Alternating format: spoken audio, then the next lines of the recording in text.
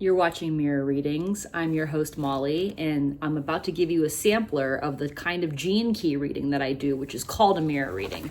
It's where I compare two people's charts for compatibility. So let's get into it, shall we? Okay, so in this type of reading, the first thing I'm looking for is to see whether the same gene key appears in these two charts.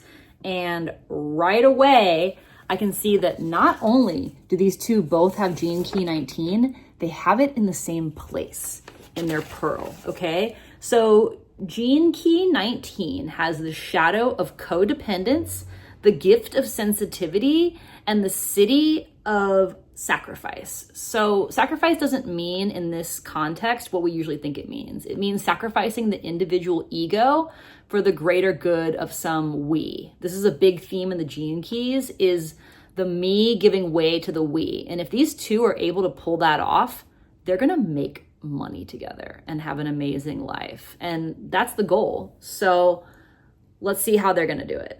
How do I know these two are gonna make money together? Because they have that same gene key in their pearl. And the pearl is like the zenith of prosperity. So in terms of how they're gonna get there, they both have their own unique ways of transmuting that shadow of codependence to give way to that gift of sensitivity. So she's a line 1, simplicity. He is a line 6, which is nature. And in order to interpret this, we have to go over here to our Pearl Sequence book and see what's going on.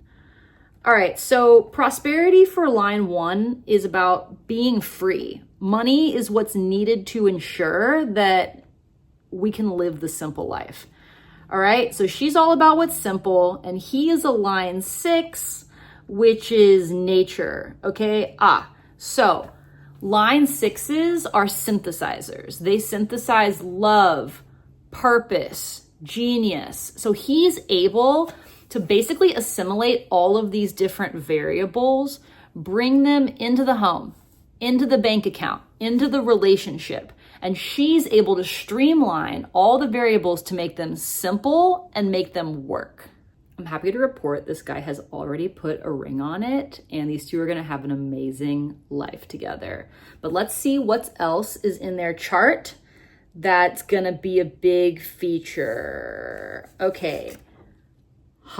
So they have very different life purposes, but they have the ability to really complement each other or really get in each other's way.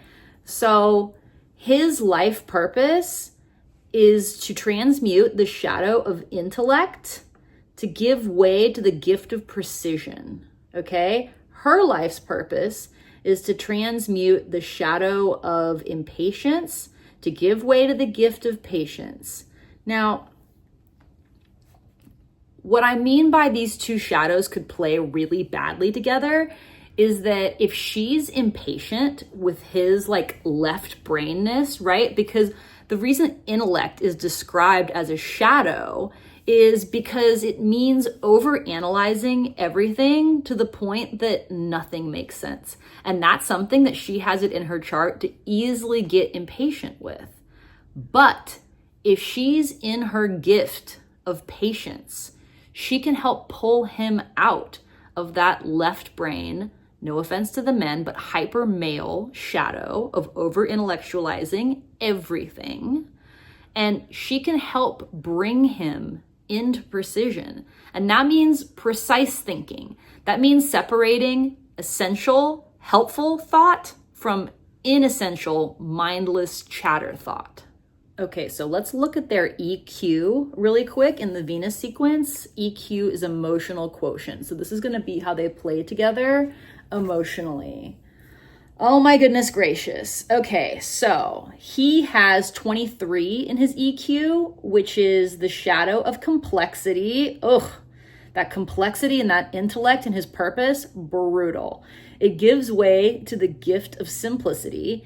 And for her, she has 29 in her EQ, which is the shadow of half-heartedness. Ugh, don't get me started on that shadow. That's a brutal one. but it's transmuted through the gift of commitment. So what does this mean?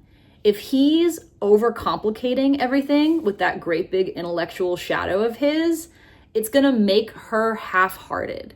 And half-hearted basically means like you're in the relationship, but you're not really there.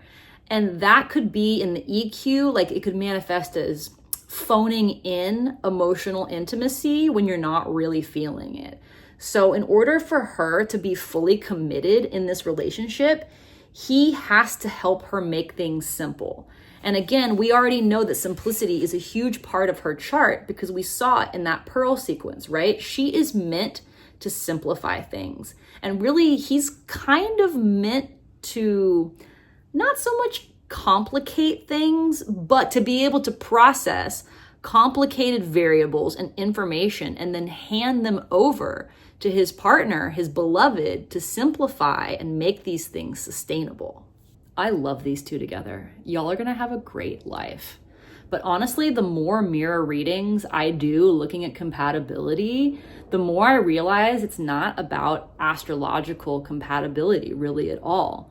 It's about what frequency are we in? Are we doing the personal work to be able to access that gift frequency more often than when we're in shadow?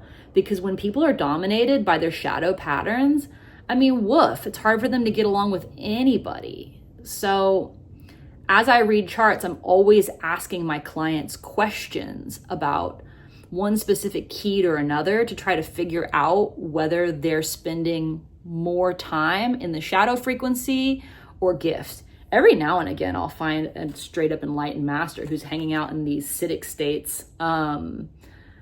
But most of us are just trying to get through the day. So I typically work with the shadow and gift frequencies. Anyway, that's my mirror reading sampler. I hope you enjoyed it. Please visit my website, mirrorreadings.com, to see my offerings. All subscribers to this channel get 15% off, and email me, mirrorreadings@gmail.com, to set up an appointment. Thanks for watching. See you next time.